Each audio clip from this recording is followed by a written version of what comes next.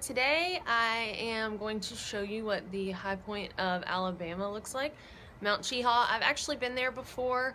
In addition to talking about that, I want to talk a little bit about getting our young people out on the trails. So my little sister Montana called me and was like, hey, you want to go get your eyebrows waxed on Friday? And I was like, sure. You want to go hike before we do that?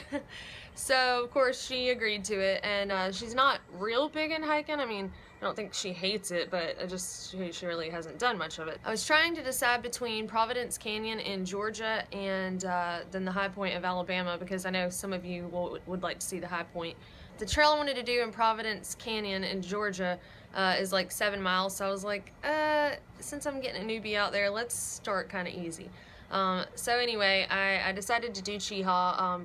One, it's something that she can get excited about. So a high point, you know what I mean? That's something cool. It's not just some other park or some other whatever. It's like the highest point in Alabama. So I'll focus on that. Something else that you can do with children, and I mean, I say children, she's 16, so she's not a little kid, but you know, smaller kids and even teenagers, you can say like, point out some type of bird or plant or whatever that you know might kind of be abundant along the way, and just kind of point it out, and then as y'all are walking, let them notice, like, oh hey, there's that thing you pointed out, you know.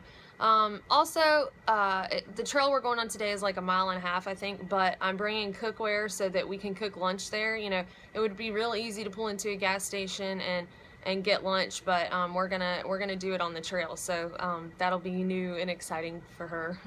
I hope. Are you ready? Not really. Are you excited? A little bit. You're gonna be standing on the highest point in Alabama.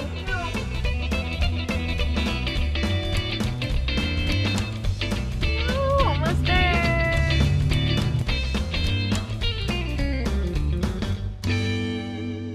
First come into Cheaha, there is a nice little camp store that you can get last minute snacks and stuff from. They've got all kinds of cool stuff. So here's a map of the Cheaha Wilderness, and you can see here that the Pinhoti Trail is in the Cheaha Wilderness area. Pretty cool. Also at the camp store they have nice little maps to help you get around to the different areas, and hiking trail information on the back, and it costs $5 to get in, which per person, which really isn't that bad. So we're taking the lake trail, but I guess the rock garden trail and lake trail are kind of together somewhat at this point. So right now we are seeing pink and blue blazes, but eventually they're gonna split off and we're gonna go down to the lake and eat lunch there.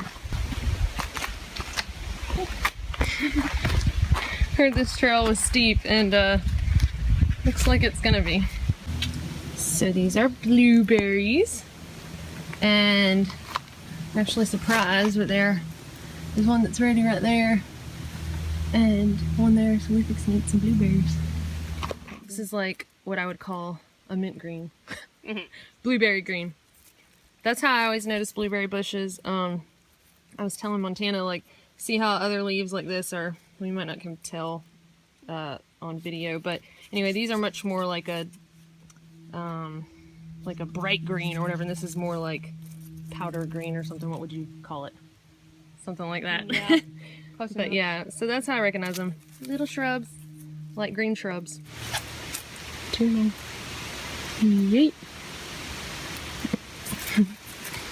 Thank you. So it's 9,000 degrees in Alabama, but we're still having fun. Cheers! It's actually pretty good. We got to a point where we weren't really sure to go, and I asked Montana which way, and how did you say? It says that way. Okay. But, so I'm about to show her. Alright, come back here. You see on this tree, you see how we've been following just one blaze? But there are 2 there, and see how the top one's kind of offset to the right? When you see a double blaze, that means there's a change, and a lot of times the top will indicate which direction to go. Gotcha. Cool, huh? Fancy. Yeah, so the folks that come out here and do the trail maintenance are kind enough to give you a notification. But yeah, this is where we were like, do we go straight? Do we go there? But if you look way down in there, you can actually see a blue blaze up ahead. We found a water source! Yay! Maybe that means the lake is close. Another thing that you can do with kids is let them filter their water, so you know they get excited about it, and you can explain to them like, hey, you know, the water's dirty, might not be safe to drink, it has things in it that we can't see, and that kind of gives you a lead in into telling them why it's so important to keep our, you know, waters clean and pollution out of them and things like that. But anyway, you explain that to them and let them filter it, you know, and if the water's dirty, they can see the difference, you know, and just kind of find some things to get them excited about and a chance to explain to them why the environment is important. And we found the lake. Yay! Yay! This is a pot cozy. You probably don't really need it for ramen noodles, honestly, but because ramen noodles cook so fast. Alright, open that. That is a pocket rocket. That is your stove. That is your kitchen. This is. Yes. Oh, thank you. Alright, now open up the little arms. So it goes, it's gonna screw on this way, so. Okay, so now screw this, see the threads there? They screw onto that. You want it real tight. Okay, and now we're gonna open, you just do that because that's your little handle. So this is gonna allow the gas to come out, okay? Don't be afraid. Okay, turn it and you'll hear it. No, that's all you Turn can. it, it's not gonna do nothing yet. Oh, sorry, left. Left. Left. Okay, now you hear it? Alright, not too much. Alright, now you're gonna light it. Now the wind's blowing this way, so light it here and then the flame will you blow. go ahead. No, you got it. You go ahead. You got it. You got this. You got it. You got this. Do it. You're hungry and this is the only way you can Wait, survive. what am I lighting? Just light that area to light up. Alright. Ooh, Okay. hot. Okay, so now set it on top. Be careful because that's a flame. Okay. So now, do you think the water will boil faster if the lid is on or off? On.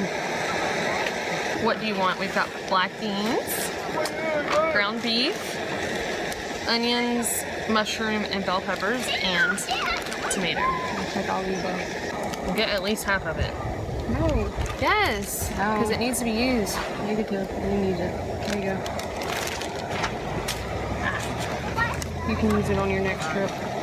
And of all these things, the ground beef will take the longest to rehydrate, but it doesn't take that long. Alright, now we wait.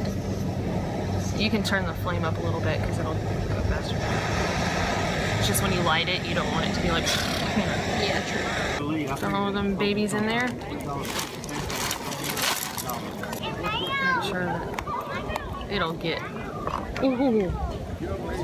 First, you want to make sure you don't knock it off. Okay, so we are going to go ahead and use your pot cozy. Cut that off. I bet it can paddle. Alright, now you're going to use this and grab the side of the pot and stick it in that.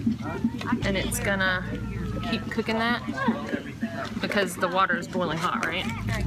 So this keeps the heat in. So you don't have to use it. Okay, how did it turn out? Yummy. Yay. We'll see how this goes. Yeah, see if you actually like it. It looks Oh, yummy. yeah. It's hot. Not too hot. It's good though. I mean, when you're hungry and you've been hiking, it's pretty Right. Alright, so we are heading back up the mountain.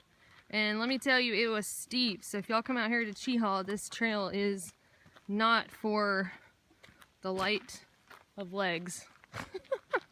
Or whatever you want to call it. Montana! Yeah. What is that? Raspberries? Alright, Okay. so we are going to get some water from the creek. We're getting low on water. I brought my platypus water filter, gravity filter. If I was doing the trail, I might not want to use 4-liter bags. Maybe I would. I don't know, but those are 4-liter bags. The 2-liter ones I used on the trail worked fine, but this is nice when you have multiple people, so.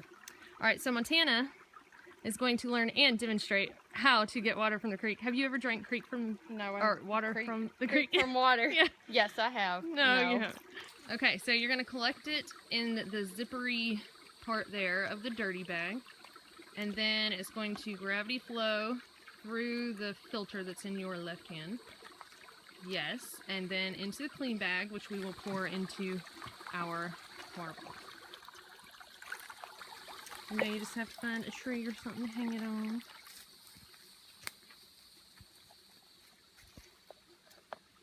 And then, as long as this is, running downhill, we should be good. So you just throw it on the ground. do that again. You had one job. One job, that was it. How mad would you have been if your water source was a half a mile away, Montana? I said, forget it. Oh, dehydrate. I think somehow we actually salvaged enough water, so let's find something else to hang it on. Sorry, tree. So it's gonna flow through this tube, which it already is, through the filter, down here, and you can see that it is already filling up. And like I said, these are labeled, so it's very obvious which is your dirty bag and which is your clean bag, and actually this one you can't even open the same way to get dirty water in there, so pretty much foolproof. Alright, your first sip of true creek water. I was gonna say spring water, but am I gonna fall in love? yes. You won't taste chlorine. Oh, stop! What a little trickster. It's nice and cold though, isn't it? Yeah. Okay. Alright, so you cannot tell, I'm sure, how steep this is. But it's like the first half mile of this trail drops, if you're coming down, 1,000 feet in elevation in a matter of a half a mile. And I think we're in that half mile. How about you, Montana? Hope so. Yay, we made it! I think she's excited. I'm proud of her. There's a view we're gonna go look at. Yeah, it's a pretty view. It's kind of cloudy like, so y'all can't really see it. But hey, look at these cute little cabins here you can stay at. They also have a CCC museum, which is pretty cool. All kinds of information about the building of the park in 1933. So if y'all aren't familiar with the CCC, you really should look it up. The lady in the museum, you know, was just telling us more information about it.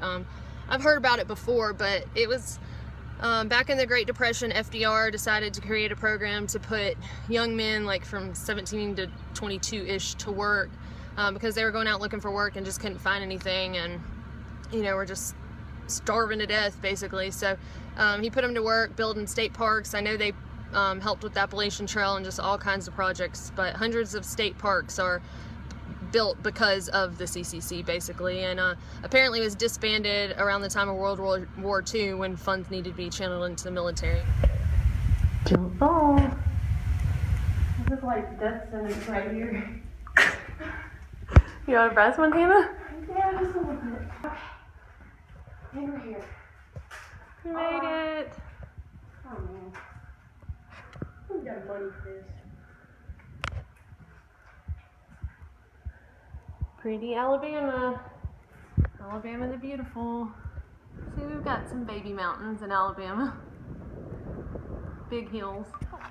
Yay! Her first high point. Well, that she remembers anyway. She went to Clingman's Dome when she was little, but... And in your home state, Montana. So this is another high point, y'all, that you can literally drive right up to. So there is no reason not to bag some of these high points, even if you're not able to go hiking. Okay, so I am here at Amicalola State Park, and I am about to hike the approach trail. Just weighed my pack in and signed the register, so I'm off.